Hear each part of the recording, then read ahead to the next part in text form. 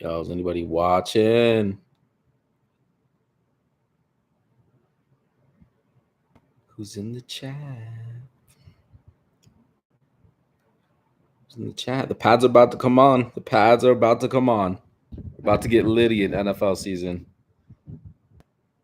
If there's one thing that's great about the internet, it's that like on Twitter, so many of the teams, like their reporters and stuff, are just like giving you all the nitty gritty details in training camp. Man, I remember you'd have to wait until that information came out, but now it's just there, man. I freaking love it. It's pretty dope to watch.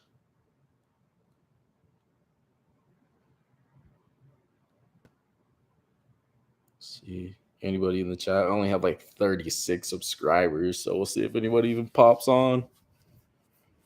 I want to talk football with somebody. It's not like I could just hop on a phone call with anybody and just start talking.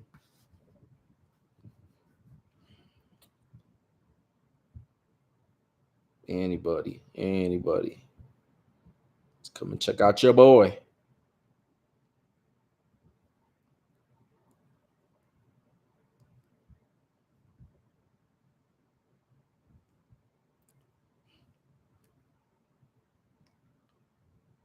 There's a lot of rave coming out about Brandon Ayuk right now out of San Francisco's camp. Man, dude, my view on Brandon Ayuk, I think Brandon Ayuk is so good. So good. I know some people like to rate him like top 10. I don't know if he's top 10. I mean, he's never had a top 10 season.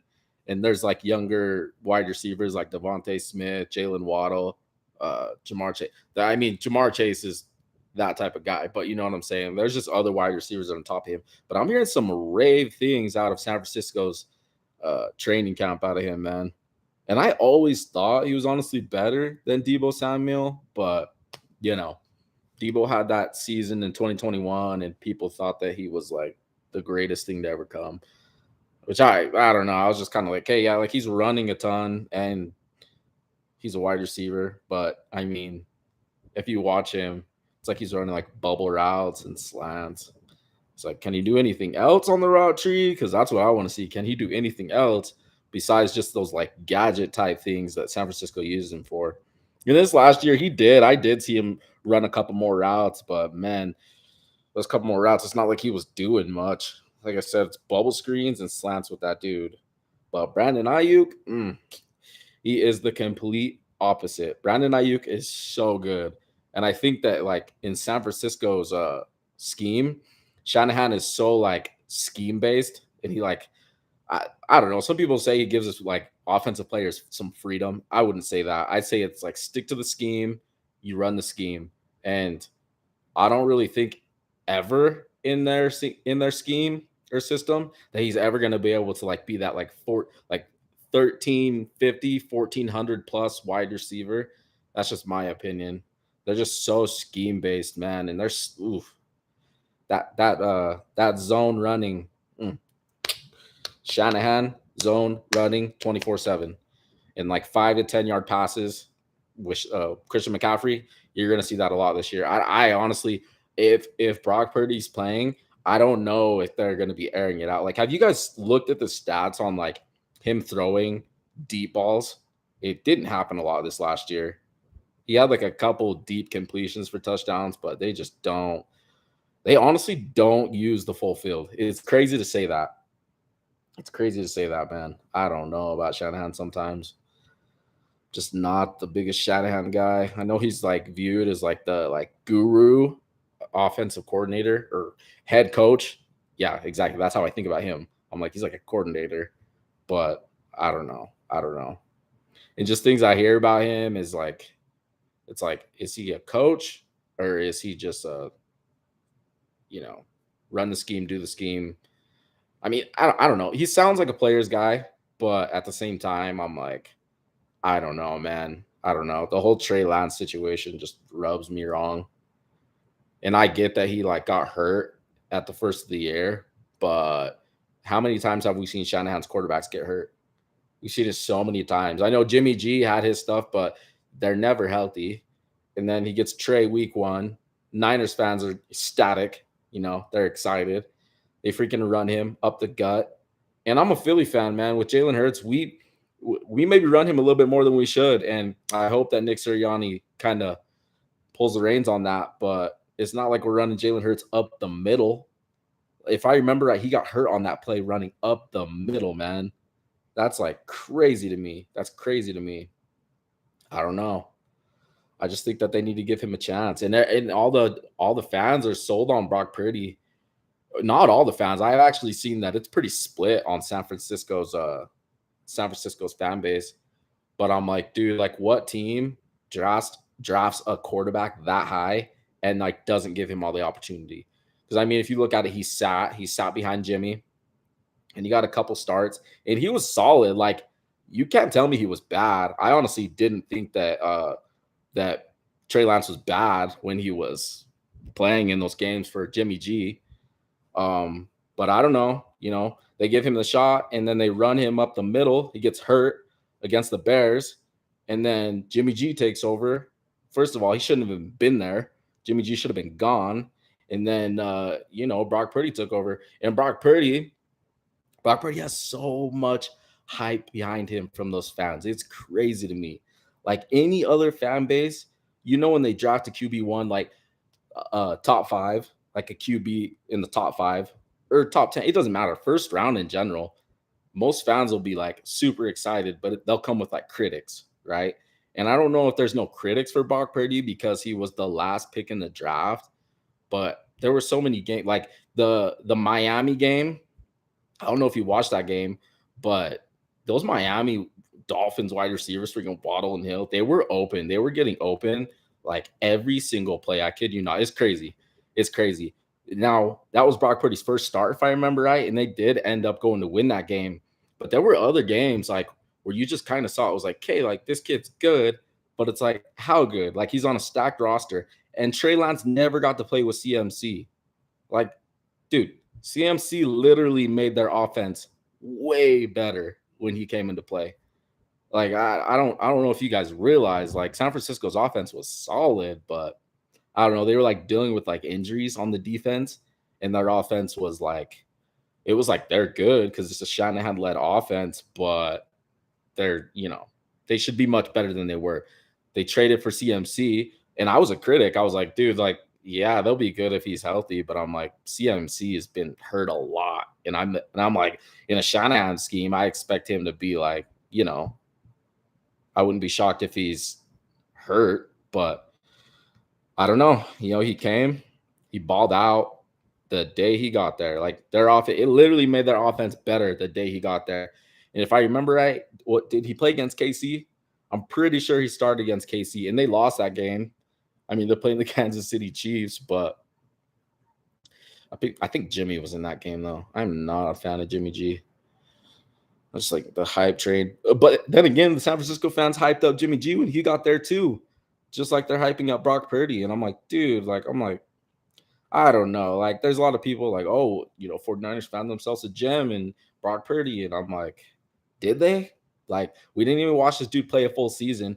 And he racked up a lot of wins. And he showed he can play football in this league. But what was the best team they beat? I wouldn't say it was Miami. I'd say it was the Chargers. And the Chargers didn't even lose that game by that much, if I remember right. And they pulled off the win against them. But then when they got into the play, no. I remember when they played Seattle the one time. I think, what was that, like a 7 or 8 point game or something like that? In Seattle, like, kind of looked like they could beat them. Like, the thing that's holding Seattle back against San Francisco in that division, in my opinion, I don't think it's the offense. I think it's the defensive line. Like, they have to get more pressure there. They really need to get more pressure. If you can't win in both sides in the trenches, offensive line, defensive line in the NFC, especially when you're going up against Dallas, you're going up against San Francisco, you're going up against Philly, you can't win games. You just can't win games. Like, you have to be good on both sides of the ball. And honestly, that defense, like, they got Tariq Woolen, Quandre Dick, like they got good defensive players in the backfield. And I'm pretty sure they brought back Bobby Wagner, if I remember right, which is good. But on that defensive line, those dudes will really need to step up, and they'll really need to show that they can get at least somewhat of pressure on defenses. If they can't, I mean on offenses, if they can't get pressure on these offenses, teams will just like pass all over them and run all over them. And Seattle's run defense really wasn't that bad. So that gives me hope that, you know, that'll be a point of emphasis in this offseason is then you generate pass rush. But no, man, going back to San Francisco though, like I'm hearing out of camp that they're not even giving Trey Lance a shot with the ones. Like he hasn't even been with the ones with CMC. And I really want to know what he's like with CMC in that system. Brandon Ayuk is already balling, you know. Debo, I have no idea what they're gonna do with Debo on that offense. I honestly don't think Debo will. This is I don't even think it's that bold. Do you guys think Debo's will get to one? Do you think Debo will get over 1K receiving again? Because I don't know if he will. I don't think he's that type of guy. I think he's a 1,000 all-purpose player, but 1,000 yard wide receiver. I don't know. I don't think so. But then again, you know, maybe there's some Niners fans out there that can test that can tell me otherwise, because I just think Deebo Samuel had one really good year and then he held out, got paid for one good year and came back. They said he was out of shape and whatnot, but I'm like, I just don't really think he's as good as some people think he is. But then again, I do like watching Deebo play. Like that slant that he had versus the Rams, and Jimmy G threw that high pass on that slant, should have been picked. Literally should have been picked for 6. But Deebo jumped up, snatched that thing out of the air, and took it for 6. And I'm pretty sure he trucked Jalen Ramsey on that play.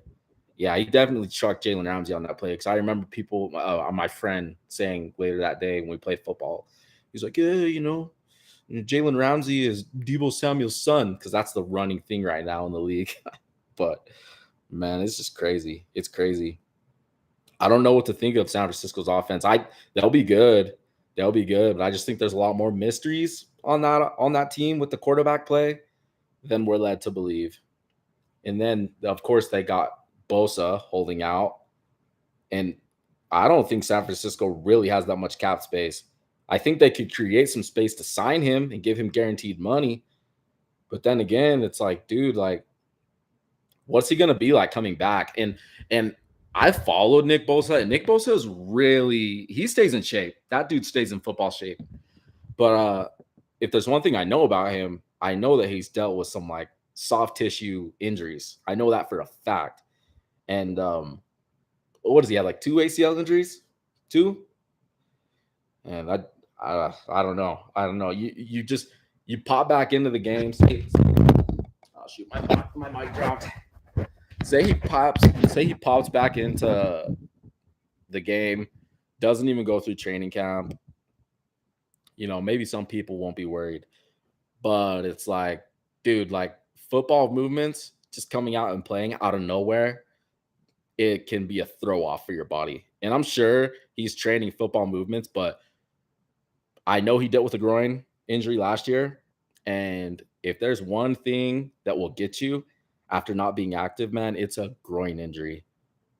I'm just saying. But we'll see. 49ers are a good team, man. They're a good team. I just don't really know about their quarterbacks. That's like my thing.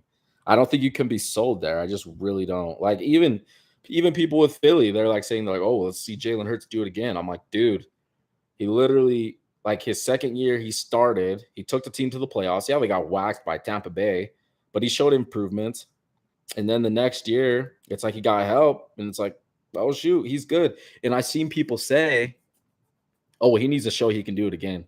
And I'm like, dude, you didn't watch the Jalen Hurts that I watched from year 1 to year 2 to year 3. This guy saw the field completely different, and he was making throws that you didn't see from him before, like accurate pinpoint throws. Like, oh man, I remember this one where he scrambled out to his left. I'm pretty sure he scrambled out to his left, and Quez Watkins was in like the back left side pylon, and Jalen Hurts threw this literal dime to him in the back near the like toe tap. All Quez Watkins had to do was put his hands up, toe tap, catch the ball. Jalen put it pinpoint on him, and Quez literally was there. He was literally there to receive the ball, and he was in that exact position, man. Had his hands up, toe tap, ball went right through his hands, and it would have been such a it just was a beautiful pass. And for all the things that people say about Jalen Hurts and his throwing, that was one of those moments where it was just like prove it to somebody, like bet. You don't think I can make that throw? Bet. And he did that against Washington too. I remember, like that second game we played Washington. You know how we were undefeated? Not we, the Eagles. Philly was undefeated at the time, and we were down. Oh, there I go again. Philly was down against Washington, and Jalen threw this game-winning pass against them. Game-winning pass. Like they probably would have won the game. And he throws this deep ball to Quez. Quez catches it. We're talking like a 40-plus yard pass. Quez catches it, gets up to run, and you're like, dude, Quez is fast. Nobody's going to catch him. Gets up to run. Washington, freaking player, comes up behind, strips the ball, man. I just remember thinking, you just took away a moment from Jalen Hurts right there. Like, that was a career-defining moment for Jalen Hurts right there. But, of course, in the Super Bowl, there's a lot of people that changed their minds on Jalen. It was really crazy. It was crazy to watch. I'm like, dude, I didn't really think that people would ever be this positive about him. But after that Super Bowl, people were like, okay, like this cat can ball, especially after he brought them back into the game. I don't know. Man. There's a lot of crazy things going on around the league right now. That Jonathan Taylor situation, that has me thrown off because JT had that meeting with Irsay, and now I see Colts management saying, oh, we're not going to get rid of him. And it's like, well, he doesn't want to be in your guys' team.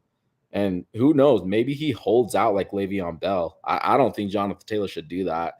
So I don't think it'll work out well for him. But if he does hold out, what is that going to do for Anthony Richardson? Because like I've said in multiple videos, and most people know this, young QBs, they need a reliable run game, or at least some run game. Because if you put all of that on them, and this is what's different from a couple other situations I've seen. Shane Steichen has a proven track record with young QBs, and I think he's gonna really do good for Anthony Richardson, man. I think it'll just come down to Anthony Richardson putting in the work, but Shane Steichen is gonna do his best. But man, you just got to think those wide receivers there really aren't that good. Like I don't really know if you could even. Yeah, I don't see anything there with their wide receivers.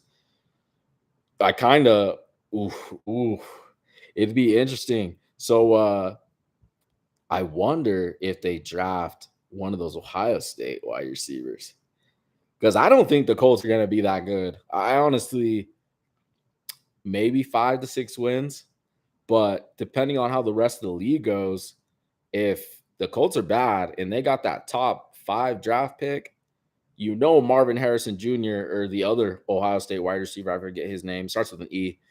But if one of those dudes is there for the Colts to take, they're taking him. Like I'm positive. I'm so positive that the Colts could take him. I want to see that. I want to see that actually. I'm not hoping for the Colts to be bad, but I want to see Anthony Richardson have a solid rookie year. I want to see Shane Steichen prove that he can be a good head coach. And I know he's going to be a better head coach than Gannon. I'm almost positive. You know how Philly fans feel about Jonathan Gannon. But anyway, no, Shane Steichen, I think he's going to have a really good rookie year, and he's going to show hope for Indy. And then, I don't know, I just don't really think that they'll win a lot of games. And they'll have that top 5, top 7 pick for one of those Ohio State wide receivers. And if they get one of those guys, bro, we have seen these Ohio State wide receivers come out and ball. Literally, like Chris Olave, Garrett Wilson, they're going to be good. Those two coming out this upcoming year, they're going to be good. They need Marvin Harrison, though. I'm a Marvin Harrison hype beast. I think that kid is going to be this is so crazy to say that he's not even drafted and he still has a year to play. But he honestly, as a college football player, looks like he could be Hall of Famer, like a future Hall of Famer. And I have seen other people say, um, I've seen other people say on Twitter, just from other reporters, that they think that he's like they're comparing him to like Randy Moss, man. That's as high as the praise gets. I mean, there's other players like Jerry Rice, Calvin Johnson. He's just not that type of guy. He's a Randy Moss type of wide receiver. And if the Colts can get their hands on him, their offense is going to take off. But it's just all speculation. Let's see how their offense even does, and let's see if Anthony Richardson is even good. Because I know we're watching a lot of like social media, and he looks really good in 7-on-7, but that's 7-on-7 football. And anybody that knows football knows that 7-on-7 football is completely different. You see people say they're like, well, there's no pads on. There's some truth to that. With certain positions, though, like with wide receivers and corners, I'd say that's like one-on-one, man-to-man, especially when they're not playing zone. But in man-to-man, I think there's really like a lot of proof in the pudding in 7-on-7. Like you're just kind of finding out whether a guy can cover. If he can't cover, you're figuring out if a wide receiver could go up against man-to-man, get separation, or if he can't get separation. It's just different for like the linebackers, defensive line, the running back, quarterback. It's different. Padded up is 11-on-11, completely different, man. Completely different. If I don't know when all the teams like are padding up on specific dates, but I did see that San Francisco is padding up tomorrow. I think Philly is padding up tomorrow. I don't know. I'm gonna have to look.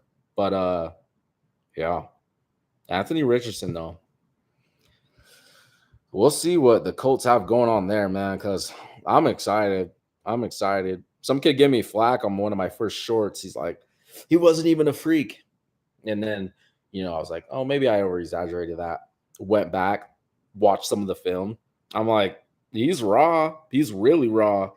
But nah, this kid can ball. Like, let's see what good old Steichen can do for him down there, because puts him in the right position, he's gonna ball. But no Jonathan Taylor. Nah, I don't. No, their backups aren't good. But along with that, Indy's offensive line will need kind of a bounce back.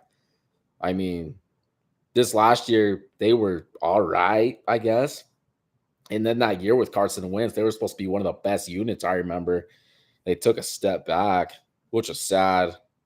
Carson Wentz going out was sad, man. But we'll see with the Colts. We'll see. Jim Irsay, I just don't know about that guy sometimes. There's certain owners that are just like, it's good that they're involved with their team, but they just say too much sometimes. And Jim Irsay is one of those guys. He just says too much, in my honest opinion. I don't know. That's just me, though. That's just my opinion on Jim Irsay. What you guys think, though? Colts? We'll just have to see. I don't know, man. Is Dak? How's he looking in camp? Is he cleaning up those interceptions? People get a little bit upset about talking about Dak and his interceptions, and I think you could read into more context with Dak and his interceptions, but that playoff game against the Niners kind of planted the seed in a lot of people's brains. I feel like they were like, okay, yeah, we kind of heard about this, but this is crazy. Dude, Dak has to clean up those interceptions there. Like, I honestly think they could have beat San Francisco if he didn't throw those picks. He threw those picks and he missed T.Y. Hilton on that seam route down the middle. You guys remember that play? I'm pretty sure. I can't remember what route. I think CeeDee Lamb was also running a seam route down the middle, and Fred Warner broke up the pass. Which that again, if Dak puts that out in front of CeeDee Lamb, Fred Warner is not breaking up that pass. Everybody's like, oh, he's so good in coverage, which Fred Warner is. Fred Warner is the best linebacker in my opinion. But Dak missed T.Y. Hilton on the seam route, and he missed CD Lamb because he should have led CD Lamb more. It would have been a completion. Man, Dallas. I don't know what to think of that team. And as a rival fan, like every year, I'm like, dude, they could be good. They could be good. That we have to watch out for Dallas, and we do have to watch out for Dallas. But dude, like Dak is 30. Like time was just flowing by. It honestly, I say that every year. I've been like, dude, they still have Dak. They still have Dak. But he came back from injury and he racked up all those picks. I was like, that is a little bit alarming. Just a little bit. Call me crazy. Call me crazy. Man, I wonder, I really wonder how Joe Burrow will be coming back from that injury. Like, what is the timetable for him? They said like 6 weeks, right? So that would probably put him around. Oh yeah, that would put him around week 1, right? I'm pretty sure that would put Joe Burrow back around week 1 if he's out 6 weeks. So if he's back around week 1, will he be rusty? I don't know if he'll be. I mean, this last year, the Bengals, they started out slow, right? They started out slow and they picked up steam and they got into the playoffs. So I don't really know if it'll matter. I mean, Joe Burrow's kind of established himself as one of those like top 5 QBs. And it's not like he's in year 1 or 2. I think he should catch stride pretty fast, just kind of hop right back into it. But I guess we'll see. I guess we'll see. I used to be a Joe Burrow hater too, but I don't know. Over this last year, they kind of battled through some scrutiny at the first of the year, and they got into the play. Were they in the conference championship? They were against Kansas City, right? Yeah, I'm pretty sure they were.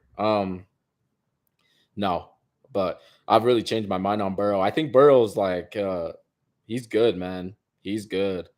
It's just when he was in LSU, he bothered me, man, with all that cigar shit. I was like, nah, bro. I was like, you're like a stacked roster and all that. You showboating. And I was like, you had one good year with LSU. Like, how good could this guy be in the league? He comes in, he gets hurt that one year, he comes back, and they go to the Super Bowl.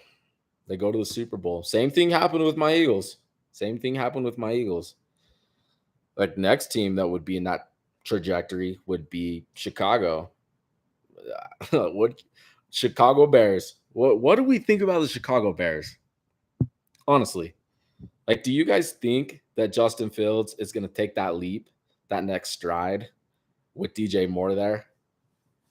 And I want to believe that he will, but then again, I just don't know. I don't know there. Who's their coach? Eberflus. And Eberflus, he's not bad. He's not bad. Uh, I watched a lot of Bears games, and he seemed to be drawing up some very creative plays. And they did their fair share of running, and they did their fair share of throwing. But I think they did their throwing within their limitations, just with Justin Fields learning. That's just from what I noticed. But you know, guess we'll see. Guess we'll see. It was crazy when they traded away Roquan Smith. That really shocked me. I was like, ew. Roquan Smith's one of the best backers in the league. But who did they bring back? They brought back Edmonds and who else? Who else did they bring back? They're in their linebacker rotation. Who's the other guy? I can't remember the other linebacker the Bears brought, but they brought Edmonds in, and there's some other linebacker. And so that'll be good for them. Their defensive line is pretty solid. Uh, who's that one player in their backfield? Jackson's pretty good. Their other corners, I'm not really high on their other corners, but the Bears have a lot to prove this year. And there's a lot of hype behind them. I'd say it's more Justin Fields and DJ Moore. So they'll really need to put out. And speaking of Jonathan Taylor, the Bears, I'm pretty sure, have the cap space to spend it on JT. They should, dude. When you want to be good like that, if you want to be one of those like top 5, top 4 teams within your conference, sometimes you just got to be aggressive like that and just make a trade for a player like that. I know it's a running back, and there's this weird notion going on with running backs right now. Should they be paid? Not be paid? I don't know. But here's one thing I do know: some of these running backs are very, very important to their team. Really important. And I think if you put Jonathan Taylor with Justin Fields on that team, he'd be good. I mean, they had David Montgomery, and Montgomery is good. Montgomery dealt with injuries though, and Jonathan Taylor doesn't really deal with injuries. I mean, he was injured this last year, but if you look at before, he missed a couple games in a couple seasons, I remember, but that's about it. Like, he's a great runner in between tackles. He's solid in pass catching game. I'm pretty sure, just from what I've seen, he's pretty good as a pass blocker as well. So you trade for Jonathan Taylor, that's an aggressive move from the Bears. And I think they should just like throw out a pick for him and fork out the money. They can afford it right now too. They can afford it right now. I honestly think they should just give Jonathan Taylor what, like a 3-year, 34, $35 million deal. I'm just spitballing, but I really don't think that'd be that big of a the real thing is would Jonathan Taylor sign for that? Because I'm pretty sure Jonathan Taylor's in that text thread, and who knows what those running backs are saying in that text thread. Who knows, man, what type of contract? Maybe not that crazy. Didn't Saquon signed for like 11 million. So 35, 36, 3 years for Jonathan Taylor on the Bears. I think that'd work out good for them. I really do. You get Justin Fields, he's got wide receivers. I'm not super high on Claypool. I heard reports that the Bears were kind of like disappointing him in this offseason, and I kind of believe it, honestly. Like allegedly, right? But I'm really not the biggest Claypool guy. Darnell Mooney, he's a solid wide receiver 2 or 3. I really like him there. And this last year, he was really Justin Fields' like only go-to guy was Darnell Mooney. So yeah, him, like Darnell Mooney and DJ Moore. DJ Moore's about to turn up. I'm telling you, he's gonna have a 1K season. If he had a 1K season with Carolina, he's gonna have a 1K season with the Bears. Like, expect bold prediction. This isn't even bold. I think he'll have like 1350 plus in receiving yards, along with like 7 to 12 touchdowns. That's my guess with DJ Moore.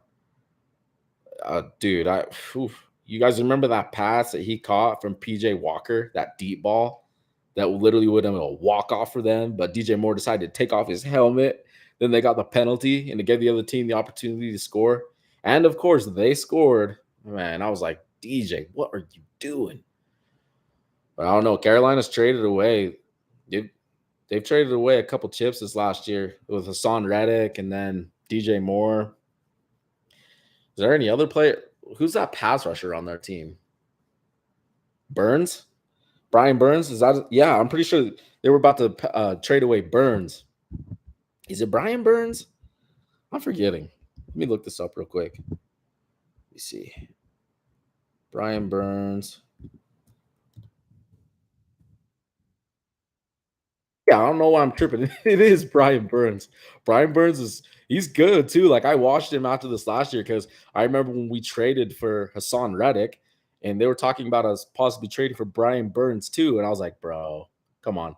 Like, what are the chances that Carolina would trade Philly, Hassan Reddick, and Brian Burns? Like, no way, man.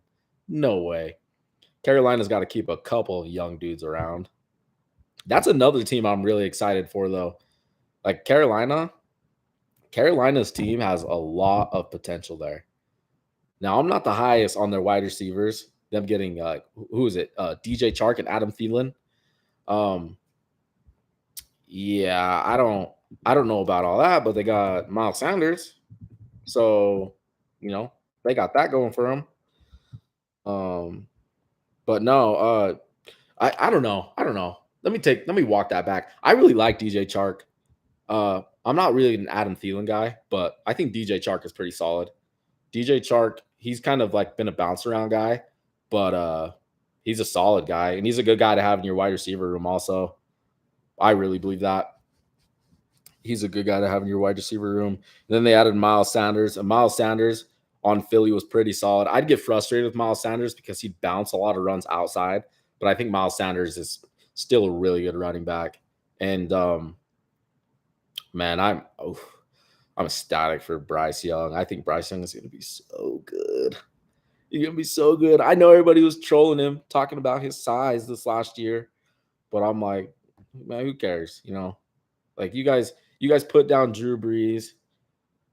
You said he was too small. You guys said Russell Wilson was too small when he came in the league. I remember that. You guys said our boy Devontae Schmitty was too small, and he's a wide receiver.